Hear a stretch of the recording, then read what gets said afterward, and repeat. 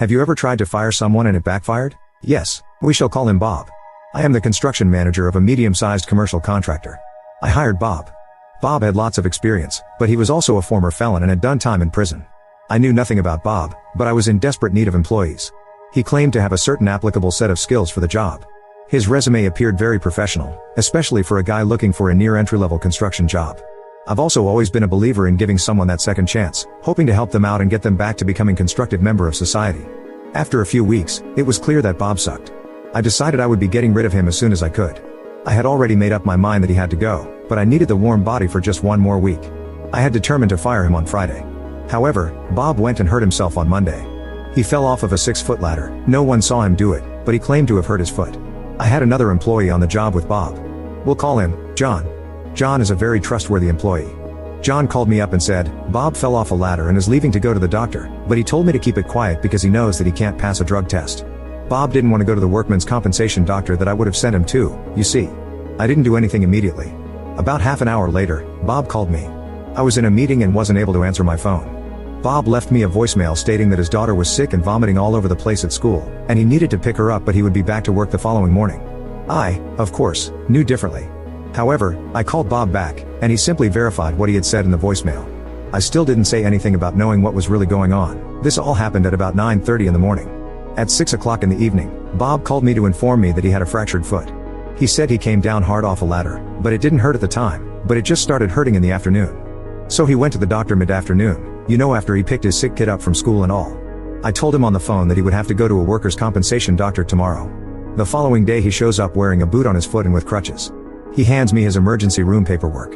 Bob was at the ER at 9:30 in the morning yesterday according to the paperwork, not mid-afternoon. His voicemail to me was at 9:40 a.m., about picking up his sick kid from school. I still didn't call him out on this yet, because at this point it didn't matter.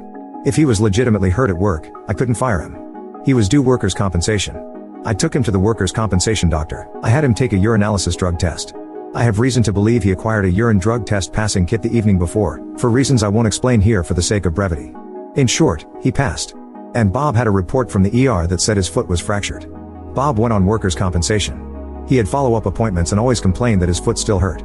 Eventually, the workers' compensation doctors had him take another x-ray. This was the first x-ray that was performed on Bob since the ER visit. The result was no fracture. In fact, there had never been a fracture.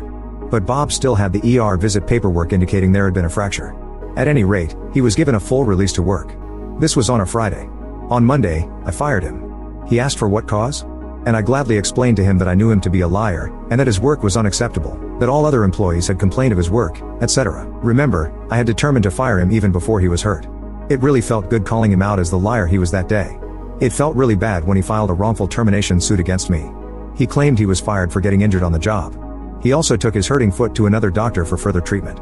Workers' compensation did not cut him off based on his full release from the first doctor. They accepted his request for a second opinion and further treatment. I had waited for his full release to fire him. After the fact, he went and got a second opinion, and someone else decided to treat him. In the meantime, he found some low-life bottom-feeding lawyer who specializes in terrorizing employers for profits related to this kind of thing and had us sued. To conclude this without getting into too much detail, we had to settle with Bob for $5,000. We had also $5,000 of lawyer fees ourselves for our own representation. Our lawyer suggested we settle since we didn't have any written documentation of Bob's shortcomings as an employee. Lesson learned. Our lawyer also kinda sucked, to be honest, but we only learned that after the fact. I had all the documentation of his lies electronically timestamped, but the lawyer didn't care.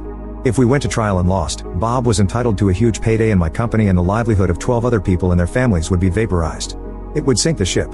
Bob was on workers' compensation for nearly 7 months for his make-believe hurt foot until they finally cut him off. The second doctor also finally refused to treat him, as there was no apparent injury, and the only evidence of injury was that Bob said it still hurts. Bob was a scammer. Bob was a loser, a piece of garbage. Bob knew what he was doing. Come to find out, Bob was accident-prone on my job sites before the incident. He was looking to get hurt. He worked for me in the field for 4 weeks in total. In the end, Bob checked just about every category there was that you would typically associate with a scammer. He found someone to scam. Someone who was willing to give him that second chance. Because of pieces of bad people like Bob, people become less gracious and empathetic to others who may actually be genuine, unfortunately for everyone.